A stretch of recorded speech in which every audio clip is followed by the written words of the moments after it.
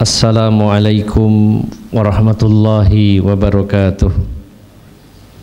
Innal hamdalillahi nahmaduhu wa nasta'inuhu wa nastaghfiruh wa na'udzu billahi min syururi anfusina wa min sayyiati a'malina. May yahdihillahu fala mudhillalah wa may yudlil fala hadiyalah. Wa ashhadu an la ilaha illallah wahdahu la syarikalah wa ashhadu anna Muhammadan abduhu wa rasuluhu la nabiyya ba'dah.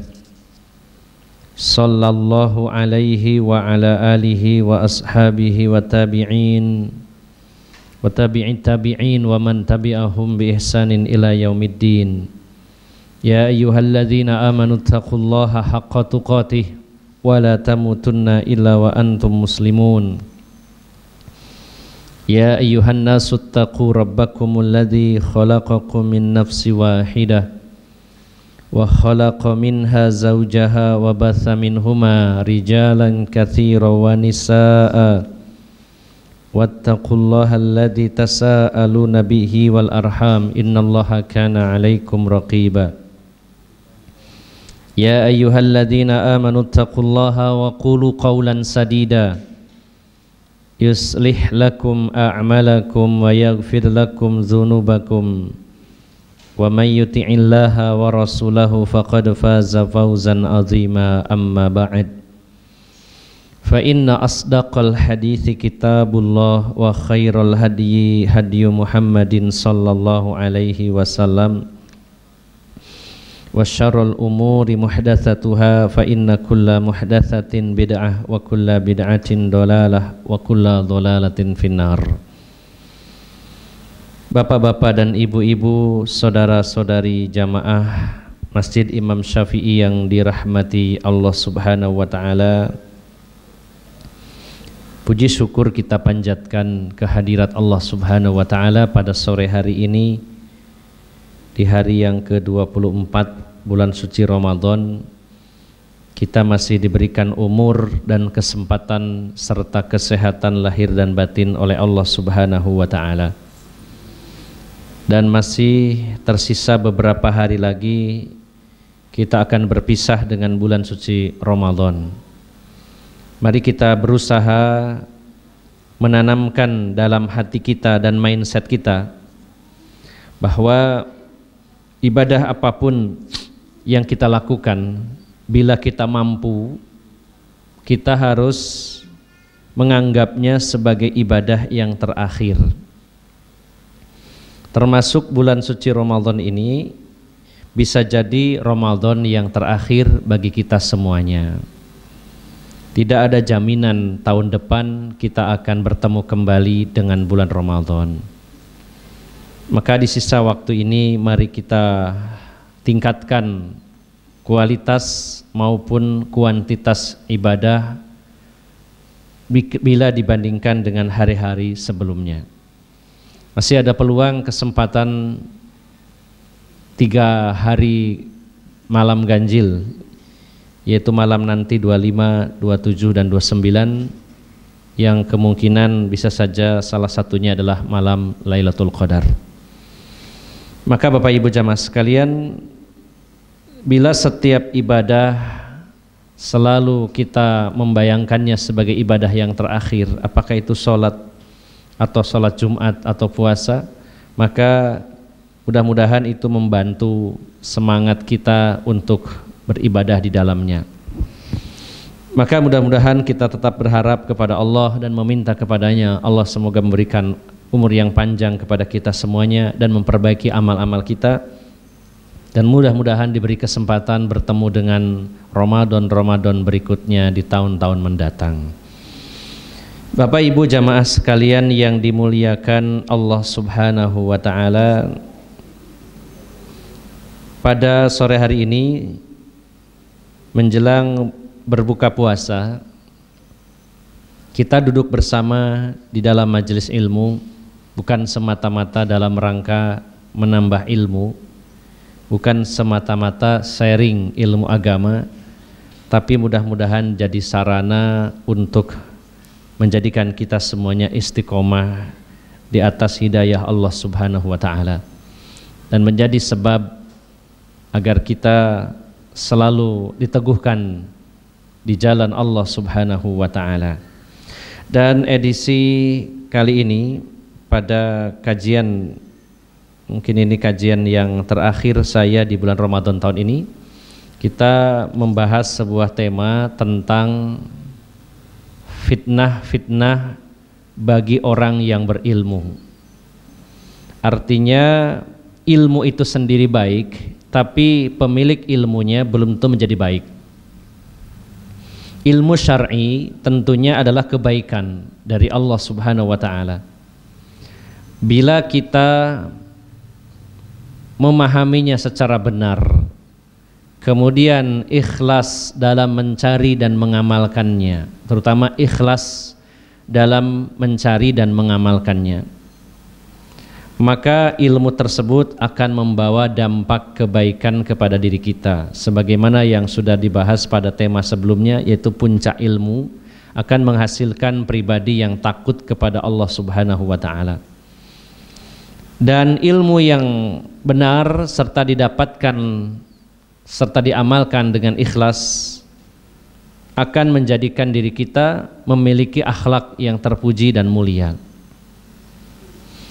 Namun orang-orang yang diberi ilmu oleh Allah Subhanahu wa taala, bukan ilmunya, tapi orang yang diberi ilmu oleh Allah Subhanahu wa taala belum tentu mendapatkan kebaikan, karena bisa jadi banyak motif, modus dan tendensi-tendensi selain karena Allah Subhanahu wa taala, baik saat mencarinya maupun saat mengamalkannya, sehingga ilmu tersebut tidak mampu merubah orang tersebut ke arah yang lebih baik, dan ilmu tersebut tidak menjadi sebab selamatnya orang tersebut.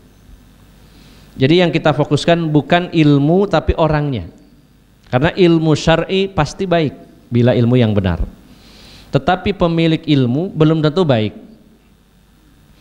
Maka di dalam Islam kita mengenal istilah ulama su, ulama yang buruk.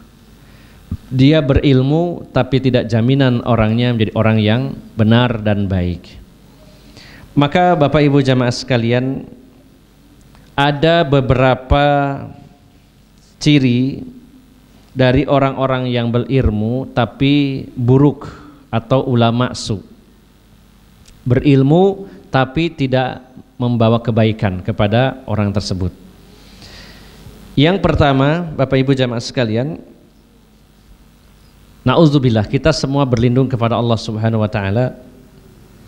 Sifat yang pertama dari orang-orang yang berilmu tapi membawa keburukan bagi dirinya adalah dia menyuruh orang lain melakukan kebaikan tapi diri sendiri tidak melakukannya. Allah Subhanahu wa taala berfirman di antaranya dalam surat Al-Baqarah ayat 44. Allah berfirman, "Atamurunun nasa bil birri wa tansawna anfusahum atau anfusakum wa antum tatlunal kitab afala taqilun." Apakah kalian menyuruh manusia atau orang lain berbuat kebaikan sedangkan kamu melupakan dirimu sendiri, padahal kamu membaca kitab, maka tidakkah kamu berfikir? Bapak Ibu jamaah sekalian yang dimuliakan Allah Subhanahu wa taala, ini terutama berlaku bagi para dai, pelaku amar ma'ruf nahi mungkar. Namun sebenarnya kewajiban dakwah, kewajiban amar ma'ruf nahi mungkar itu kewajiban setiap orang. Hukumnya fardu ain sesuai kemampuan masing-masing.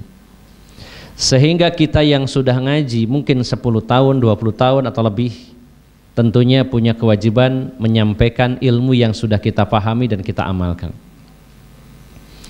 Maka salah satu fitnah, penyakit dan keburukan di antara orang yang diberi ilmu adalah dia mengajak orang lain berbuat dalam kebaikan tapi dia sendiri melupakan dirinya.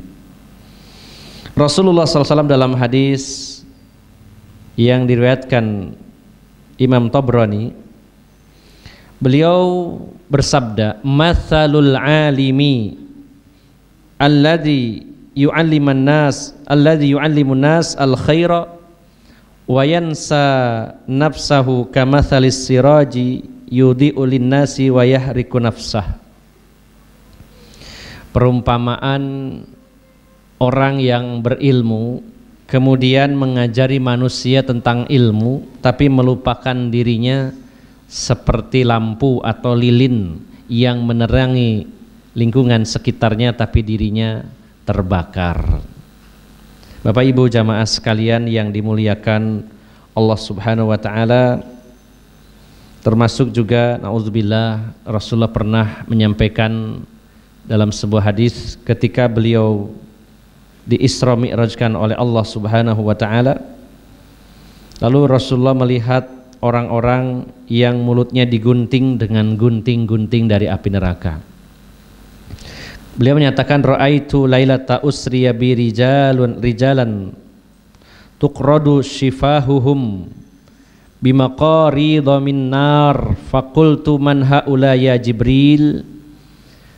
Waktu saya Isra Mi'raj, saya melihat ada orang-orang yang mulut mereka digunting dari gunting api neraka. Lalu saya bertanya kepada malaikat Jibril, "Siapakah mereka wahai Jibril?" Maka malaikat Jibril mengatakan, "Al-khutaba'u min ummati alladzina ya'muruna an-nasa bil birri wa yansawna anfusahum wa hum yatlunal kitab afala yaqilun." Mereka adalah para penceramah, para khatib dari umatku yang memerintahkan manusia dengan kebaikan, tapi mereka melupakan diri mereka sementara mereka membaca kitab. Apakah mereka tidak berfikir? Bapak Ibu jamaah sekalian yang dimuliakan Allah Subhanahu wa taala, amar ma'ruf adalah amal yang mulia, bahkan fadilahnya begitu banyak, puluhan ayat, puluhan hadis menjelaskan tentang fadilah dakwah, fadilah amar ma'ruf nahi mungkar, begitu banyak. Tapi resikonya sangat besar.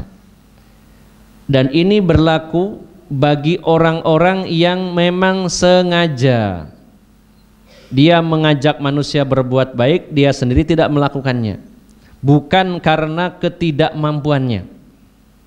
Karena ketidakmampuan seseorang mengamalkan sebuah amalan tidak menyebabkan dia berhenti dalam berdakwah.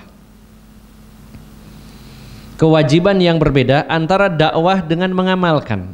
Kalau seseorang itu tidak bisa mengamalkannya, bukan berarti gugur kewajiban dakwahnya. Tetap ada kewajiban. Tapi bila dia sengaja, maka diancam oleh Allah Subhanahu wa taala sebagaimana tadi dalam hadis Nabi sallallahu alaihi wasallam. Jadi sifat yang pertama adalah mengajak kepada kebaikan tapi dia sendiri tidak melakukannya, sementara dia mampu melakukannya. Beda kalau dia tidak punya kemampuan. Misalkan saya ngajak bapak-bapak mari membayar zakat mal, terus Ustadz sudah mengamalkan belum? Belum, soalnya saya nggak punya.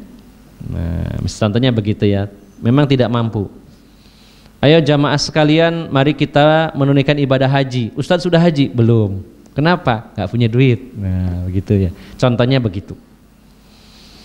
Atau ada orang yang mengajak orang lain kepada kebaikan. Ini berlaku bisa lisan maupun tulisan. Kita share ilmu kita, panjenengan dan saya nge-share artikel ajakan kepada kebaikan, ini juga punya tanggung jawab. Bila ada yang mengikutinya, subhanallah, Allahu Akbar, pahalanya besar. Kita dapat multi level pahala. Kita share di grup WA, punya grup 30, di-share semuanya. Di Facebook juga, di Instagram, di Telegram, terus di apa lagi Pak? Twitter. Disebarkan. Kita sebarkan ilmu, mengajak orang berbuat baik. Nah, di situ kita punya tanggung jawab. Bila ternyata ada 1000 orang yang membaca dan mengikutinya, misalkan separuhnya 50%, 500 orang, ya Allah, pahalanya besar. Pahala dari 500 orang yang mengamalkan artikel yang kita share, pahalanya kita dapatkan juga tanpa mengurangi pahala pelakunya. Tapi hati-hati, kita jangan sampai mudah-mudah share. Nah, kita sudah ngamalkan atau belum? Dibaca dulu, ini saya udah ngamalkan belum ya? Saya mampu mengamalkannya tapi tidak mengamalkan. Ada pertanggungjawaban. Jangan melihat wah Pak Ustadz ini, enggak, semua.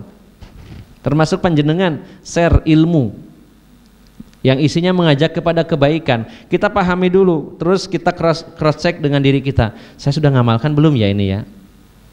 Kalau kita mampu tapi tidak mengamalkannya, ya bagaikan lilin yang menerangi orang lain. Orang lain yang baca, bagus sekali nih artikel, saya amalkan. Tapi yang nge-share nggak ngamalkan.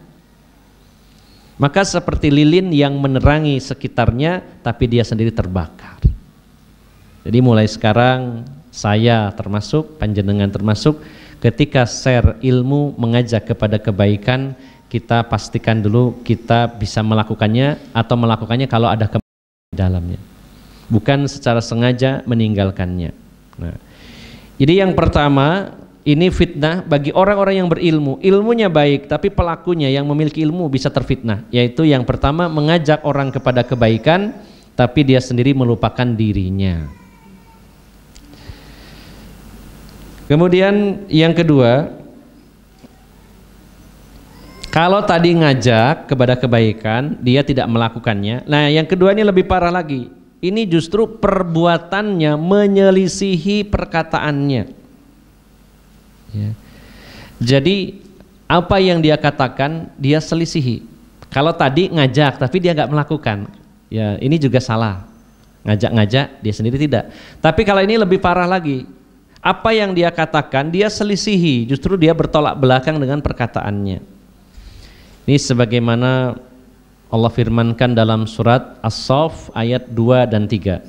Ya ayyuhalladzina amanu lima taquluna ma la taf'alun kabura maqtan 'indallahi an taqulu ma la taf'alun. Mirip dengan yang pertama, tapi ini lebih penekanannya adalah justru bertolak belakang. Mengajak orang berbuat baik, dia tidak melakukannya. Melarang orang berbuat mungkar, tapi dia melakukan kemungkaran ini. Maka Bapak Ibu jamaah sekalian yang dimuliakan Allah Subhanahu wa taala, kita berlindung kepada Allah Subhanahu wa taala karena begitu berat siksaannya di sisi Allah Subhanahu wa taala. Di dalam hadis yang diriwayatkan Imam Bukhari dan Imam Muslim, Rasulullah sallallahu alaihi wasallam bersabda, yu'ta birrajuli yaumal qiyamati fayulqa finnar fatandaliqu aktabu batnihi fayaduru kama yadurul himar birraha fayajtami'u ilaihi ahlun nar fayaquluna ya fulan ma laka alam takun ta'muru bil ma'ruf wa tanha 'anil munkar fayaqulu bala qad kuntu amuru bil ma'ruf wa la atihi wa anha 'anil munkar wa atihi. Kata Rasulullah SAW, nanti di hari kiamat akan didatangkan seorang laki-laki yang dilemparkan ke dalam neraka. Kemudian isi perutnya terburai, usus dan isi perutnya keluar. Ia berputar-putar di dalam neraka seperti berputar-putarnya keledai mengitari alat giling. Zaman dulu kan tidak ada motor untuk memutarkan penggilingan, dengan keledai dia keliling. Ya. Maka nanti ada seorang laki-laki di dalam neraka, isi perutnya terburai keluar dan dia muter-muter seperti keledai memutari gilingan tepung. Lalu para penghuni neraka mengerumuni dia. Setelah dilihat-lihat, loh, ini kan sampean yang dulu ngajak kepada yang ma'ruf mencegah yang munkar, kok bisa seperti ini nasibnya? Maka laki ini menjawab, benar, aku dulu mengajak kepada yang ma'ruf tapi aku tidak melakukannya, dan aku mencegah perbuatan yang mungkar, aku sendiri yang jatuh ke dalamnya. Nah, ini kurang lebihnya mirip dengan yang pertama, namun lebih kuat lagi karena ini bertolak belakang. Ya. Jadi sampai Imam Ibnu Qayyim itu beliau memberikan analogi, ya, atau memberikan contoh-contoh, kiasan, ya. Jadi ada orang seolah-olah dia itu duduk di pintu surga. lalu dengan ucapannya ngajak orang masuk ke surga. Kata Imam Ibnu Qayyim, seperti orang yang duduk di pintu surga, dia sendiri belum masuk, lalu dia dengan ucapannya mengajak orang masuk surga, tapi dengan perbuatannya dia mengajak orang ke neraka. Lisannya mengajak ke surga, perbuatannya mengajak ke neraka.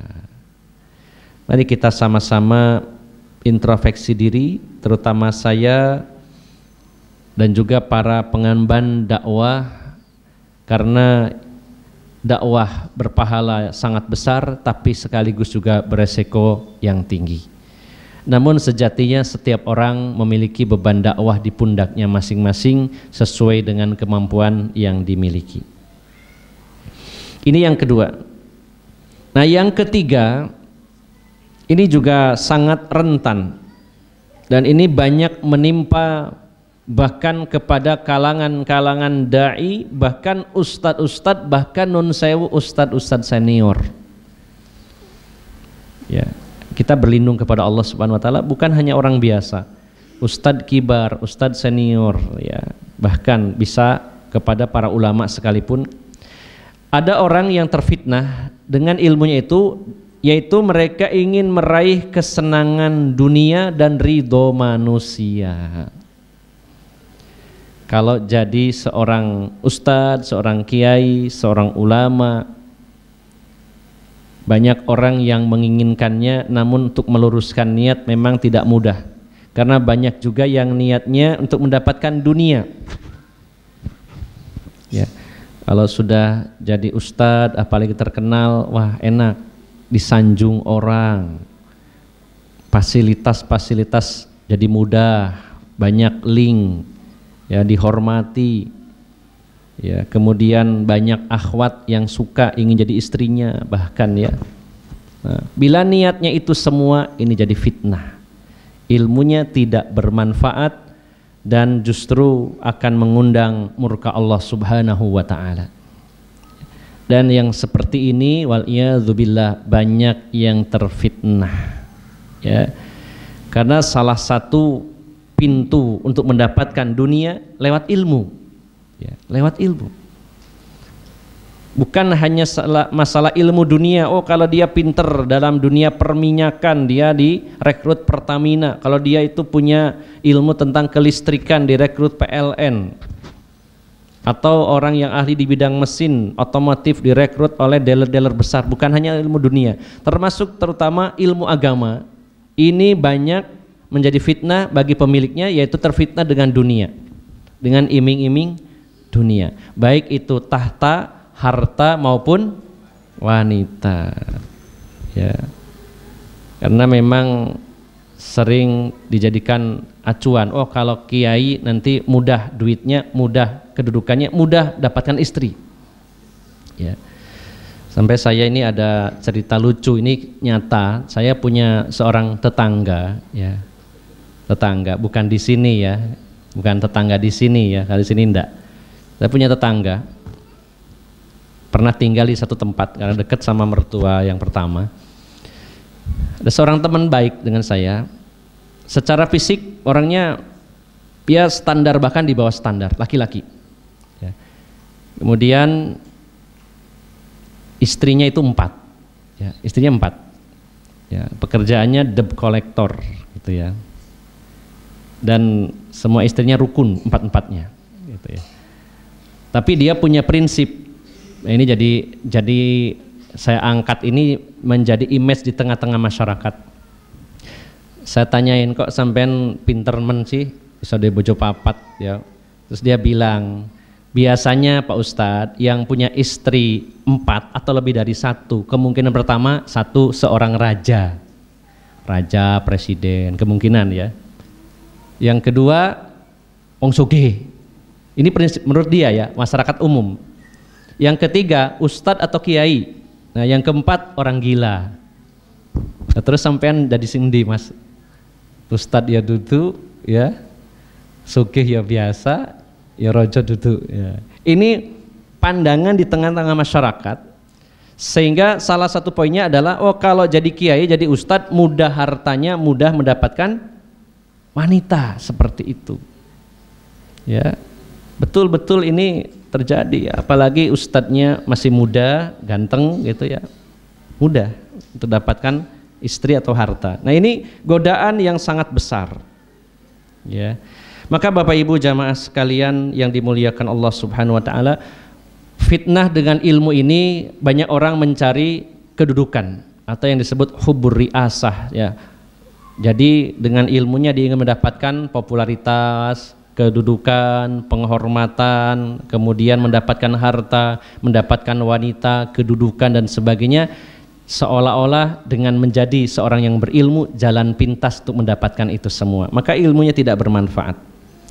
Allah Subhanahu wa taala berfirman di dalam surat Al-A'raf ayat 176. Sebenarnya di awalnya Allah menjelaskan tentang orang-orang yang diberi ilmu di ayat 175 ya. Di ayat yang ke-175 Allah berfirman, watlu alaihim naba'alladzi atainahu ayatina fansalakha minha fa'atba'ahu syaitanu fakana minal ghawin. Bacakan olehmu wahai Muhammad atas mereka tentang berita kisah orang yang kami beri ilmu. Ini dicantumkan di dalam Al-Quran, kisah seorang yang berilmu tapi adalah dia mendapatkan keburukan. Bacakan olehmu wahai Muhammad atas mereka berita atau kisah orang yang kami berikan kepadanya ilmu lalu dia menyimpang sehingga dia diikuti oleh syaitan dan dia menjadi orang yang termasuk orang yang menyimpang, yang sesat. Gara-gara penyelewengannya setan mengikutinya dia, lalu dia jadi orang yang tersesat padahal dia diberi ilmu oleh Allah Subhanahu wa taala. Walau syi'na la rafa'nahu biha walakinnahu akhlada ilal ardi wattaba'a hawa. Ya. Seandainya kami ingin, sungguh kami akan mengangkat derajatnya dengan ilmu tersebut. Allah akan muliakan sebenarnya. Akan tetapi dia lebih memilih dunia, memilih kesenangan di bumi dan mengikuti hawa nafsunya. Maka pamathaluhu kamathalil kalbi in tahmil alaihi yalhath aw tatrukuhu yalhath. Maka perumpamaan dia seperti anjing. Nauzubillah, seperti anjing. Ya. Kamu usir, kamu halau ataupun kamu biarkan tetap melet menjulurkan lidahnya, itulah anjing. Sampai Allah perumpamakan anjing, padahal di ayat sebelumnya Allah menyatakan dia termasuk orang yang diberi ilmu oleh Allah, tapi dia lebih memilih kehidupan dunia, kesenangan dunia dan mengikuti hawa nafsunya sehingga dia tersesat dan seperti anjing yang selalu menjulurkan lidahnya, diusir ataupun dibiarkan tetap menjulurkan lidahnya. Maka Bapak Ibu jamaah sekalian yang dimuliakan Allah Subhanahu wa taala, mari kita tanamkan terutama juga ke putra-putri kita, terutama putra-putra yang sedang mondok. Tanamkan niat yang baik, niat yang ikhlas, jadi dai ilallah. Adapun bonus-bonus nanti Allah sendiri yang akan ngasih. Jangan ditanamkan bahwa kalau kamu nanti itu hafal 30 juz, kamu jadi imam masjid, bayarannya sakmene. Kalau kamu itu hafal sekian ratus, sekian ribu hadis, kamu jadi ustadz terkenal nanti. Alangkah bangganya bapak punya anak ustadz, kamu terkenal, materi mudah dan sebagainya. Bila orang tuanya sudah orientasinya ke situ, bagaimana dengan anaknya? Betul-betul dari sekarang tanamkan betul, bersihkan niat karena Allah Subhanahu wa taala. Sehingga nanti kalau jadi ustadz, kalau jadi dai tidak menjilat jamaahnya atau apalagi jamaah-jamaah, wah ini banyak duitnya, dideketin terus. Banyak yang seperti itu kena fitnah. Biasa saja, yang kaya, yang miskin, donatur, bukan donatur sama. Ini adalah saudaranya dan semua mada'u, objek dakwahnya. Ya. Jangan sampai ada motif-motif dunia yang merusak keikhlasan dalam dakwah. Ini tidak mudah. Untuk meluruskan niat ini tidak mudah. Maka ini jadi fitnah dan ilmunya tidak bermanfaat. Jadi ciri yang ketiga adalah orang-orang yang meraih kesenangan dunia yang fana ini dan ridho manusia dengan alasan ilmu yang dia miliki. Bapak Ibu jamaah sekalian yang dimuliakan Allah Subhanahu wa taala, Pembahasan tentang ini sebenarnya cukup panjang karena orang yang seperti ini termasuk orang yang pertama kali masuk neraka. Seorang yang alim tapi api neraka dinyalakan pertama kali oleh orang seperti ini. Berilmu tapi niatnya adalah mencari dunia, ketenaran, harta, tahta, wanita, penghormatan dan lain-lainnya. Dan ini banyak menimpa fitnah seperti ini kepada orang-orang yang diberi ilmu oleh Allah Subhanahu wa taala. Kemudian yang keempat, di antara fitnah orang-orang yang berilmu itu adalah mereka mengajak di pintu-pintu neraka. Ini sebagaimana hadis yang panjang, hadis riwayat Huzaifah dari Huzaifah ibnul Yaman, ya sudah sering dibahas di masjid ini, yang mana pada intinya Huzaifah ini bertanya tentang kebaikan dan keburukan. Maka salah satu keburukan adalah du'atun ala abwabi jahannam. Du'at jamak dari da'i, ya, para dai yang berada di pintu-pintu neraka jahanam, di mana mereka itu dari golongan Islam, bukan dai non muslim, dari Islam. Rasulullah menyatakan ciri mereka adalah hum qaumun min jildatina wa yatakallamuna bi alsinatina. Kulit mereka itu kulit kita juga, penampilannya penampilan Islami. Bahasanya bahasa Islami yang digunakan dalil tapi menggiring manusia ke pintu jahanam. Dai yang menyebarkan kesesatan, penyimpangan, maka merekalah dai yang mengajak kepada pintu-pintu jahanam. Kemudian Bapak Ibu jamaah sekalian yang dimuliakan Allah Subhanahu wa taala, yang terakhir saya mengutip dari perkataan Syekhul Islam Ibnu Taimiyah. Qala Syekhul Islam Ibnu Taimiyah rahimahullah, wa katsirun minal muntasibina ilal ilmi yubtala bil kibri kama yubtala katsirun min ahlil ibadah bisyirki. Ya. Berkata Syekhul Islam Ibnu Taimiyah, kebanyakan orang-orang yang menisbatkan dirinya kepada ilmu, orang-orang yang belajar agama, kebanyakan yubtala bil kibr, diuji oleh Allah dengan sifat sombong. Fitnahnya adalah memiliki sifat kibr, yaitu sombong. Sebagaimana diuji ahli ibadah dengan kesyirikan, yaitu dengan riya. Kalau ahli ibadah godaannya adalah riya, tapi kalau orang berilmu godaannya adalah sombong dengan ilmu tersebut. Bapak Ibu jamaah yang dimuliakan Allah Subhanahu wa taala, maka saat kita memiliki ilmu, ujiannya adalah kadang-kadang kita ini sombong, terutama meremehkan ilmu orang lain atau menolak kebenaran. Karena hakikat adalah batarul haqqi wa ghamtun nas, menolak kebenaran dan meremehkan orang lain. Kadang-kadang tidak terasa ketika kita berbincang, berdialog dengan saudara kita, lalu membahas tentang seputar agama dan kita merasa lebih alim dari dia, lebih senior, lebih lama ngajinya, lalu kita mengatakan sampean iki ngajine cek tasae kok. Ya. Aku ki wis 10 tahun sampean lo oleh setahun ngajine. Ya. Jadi meremehkan orang lain, padahal belum tentu yang 1 tahun itu kalah dengan yang 10 tahun.